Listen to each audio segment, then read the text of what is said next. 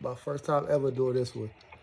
I got a first female that I'm interviewing that's incarcerated. Got my yak, got my cigar, and we about to talk about it. You already know who I am. I'm LS. So, hey, you here? Yeah. Well, tell the people quick, like Huh? who you is, where you incarcerated at, a little bit about you real quick. All right. Well, I'm Athena. They call me T. I'm from Lancaster.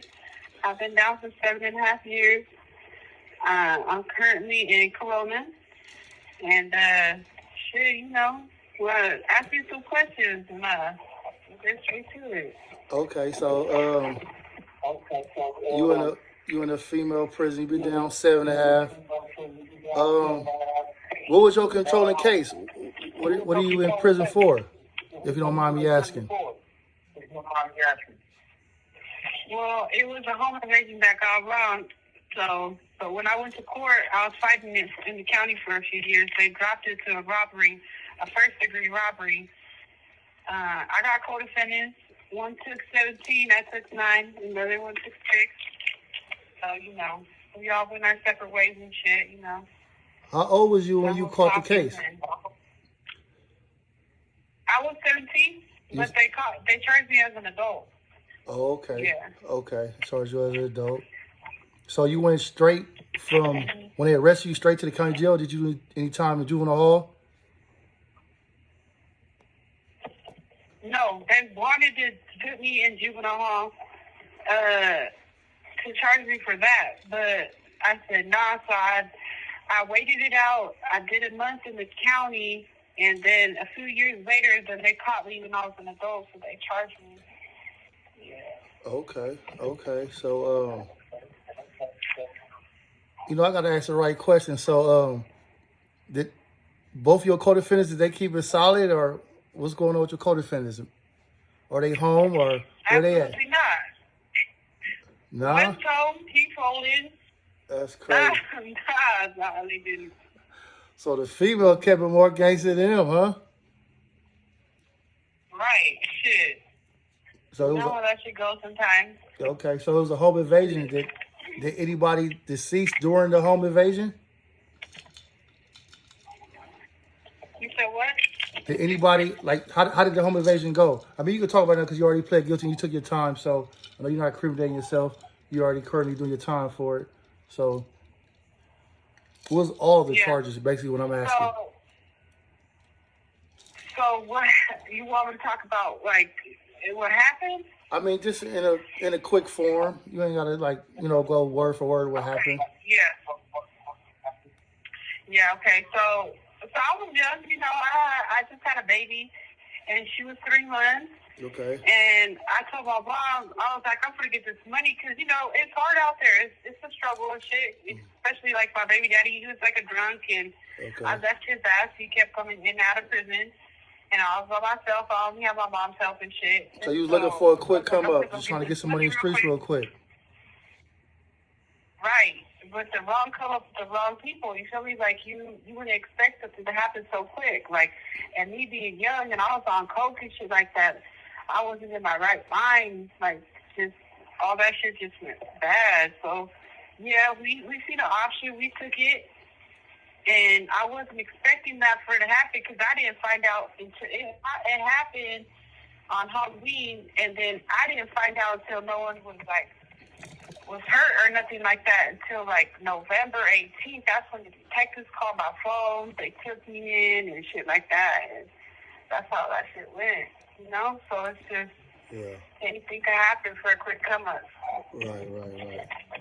So give me because I did time. I was on a 3-yard in California, Delano, and I know how the men's side of the prison operates. So give us like a quick rundown on like how the female prison where you at, how that run, like, because on the men's side of it is we only sell up with our race, and then not only our race, like I'm a blood, so I'm only gonna sell up with like another blood, like so like how does like the daily living in a female institution works? real, it's like, you know, like, it depends. Like, if you from, like, a hood or whatever, like, and she's going down, like, it's not like the men's prison, but let's say if she's going down, that they will stick with their own and shit like that. But other than that, it's, like, diverse. Everyone just sticks with everyone. It's, like, kind of, like, college living and shit, you know what I mean? Like, the females is just different. Like, it's not really politics like that. It's just more of, like, especially down here where I'm at in CIW, it's more like we're trying to go home. It's a lot of lifers and shit, a lot of programming, and Chowchilla is like more rowdy and shit. Like DR is all the gang members and shit like that. They trying to get that shit popping and shit, fighting, drinking, or whatever. So like here, that shit's pretty cool. We do our shit, but like it's not like that, you know? Okay. So the racial tension ain't there far as like the men's prison, because you know in the men's prison we got. You know, the Hispanics and whites got that side of their room. The blacks and others got this side of their room. We got these phones. They got those phones. We got these showers. So it ain't really the big race thing on that side. No. Nah. Okay. Nah, absolutely not. Okay. Oh, that's what's up. So, what about like the riots and stuff? Any riots, any fights be going on in there, or it's mostly like chill, or like how does that happen? You know what it's about. You know what it's about. It's not even about like riots and shit like that. It's more about like relationships and you know little shit like oh you owe me money and canteen and whoopie whoops like I gave you this like it's more petty shit like that. Like oh you fucked my bitch and. You know, shit like that. Then their homegirl's gonna turn on you and shit like quick. You feel me? Like shit like that. But ain't nothing else popping like that. Cause I was watching this one podcast. I forget the name of the podcast, but it's this lady. She had did 20-some years, and I believe Chowchilla. And she was saying when she got there, she had took a fade with another female, and then they like lined her up, and. Because she fought some girl, but then, you know, they had play moms, play aunties, and play sisters. So they had like a whole like play family. Yeah. And she had to like fight the whole family. I was like, yeah, that's wild. That's different. Yeah, that's how it can go down. You feel me? Like, let's say, like, if I have my little family, which I do, you feel me? Like, so, like, and in my unit that I'm at, it's more like family-oriented. So, like, it's like another motherfucker gets rowdy with our unit and shit like that.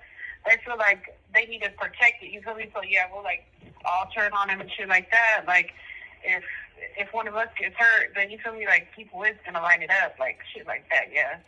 So that part is true though. Okay. Fuck with one, you fuck with all, pretty much. Okay, so how it go far as like you know, like I said, I done a lot of time from juvenile hall to camp to county jail to prison and. I know on our side, how the females is running. So, like, in your experience being in a female institution, do y'all baby daddies, y'all ex whatever, do they hold y'all down as they write and come and see y'all? Like, how does that work? Like, is niggas holding the females down, how they was holding us down when we down, or how that work? Or from your experience from different... I gotta laugh at that one. I gotta laugh at that one because... I feel like that's not true. I mean, some people do have husbands, and that's right? But in my opinion, from my experience alone, I feel like they only come around when they feel like it's time for me almost to come home. Oh, they tap in for a little quick second. Hey, is it close for you to come home? You know what I'm saying? Because they only want one thing or whatever the fuck. Like, I know what it is, you know? Right. And then, like, we keep it solid with them or whatever the fuck. And, like, when it's their turn to get locked up and shit like that, they trip it on us and who we fucking and what we doing and shit like that. So I don't feel necessarily, that's why I have like trust issues too with men. They say they're gonna hold it down and then they end up falling off and shit, which is cool. That's how life is, but just keep that shit real, you know? Right. So no, in my experience, but every female has a different experience, you know? Right. Oh, that's what's up. I always wanted to ask that because, you know, but it'd be like that on the men's side too, though. Like females will fall off, you know, because, you know, when you're in there, it's like life goes on.